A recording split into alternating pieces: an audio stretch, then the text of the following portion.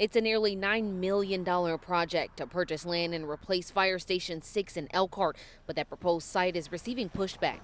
Went to Ada Drive and found a piece of property that hasn't been built on before.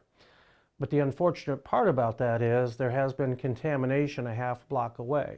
The possible contamination is from an EPA Superfund site recognized as the Lane Street groundwater contamination site, first identified back in 2007.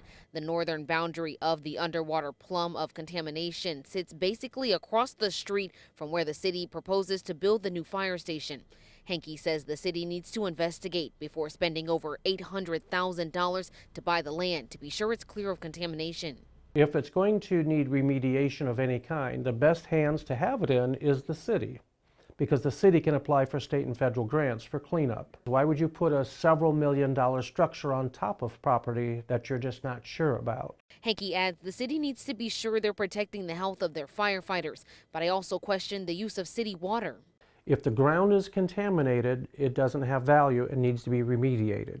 Number one, you can't build on it and then try to remediate. Number two, if it has a crack in foundation, it could end up just like the Elkhart Clinic, where gases come into a program. But Henke emphasizes overall the city must pay more attention diseases. to what's underground. We tend to pay attention to pretty new things above ground that people can see. They can see their tax dollars being used. But the real risk is what's below ground. That is our water supply. Thanks for watching. Here's another story you may like. And subscribe to the WSBT 22 YouTube channel.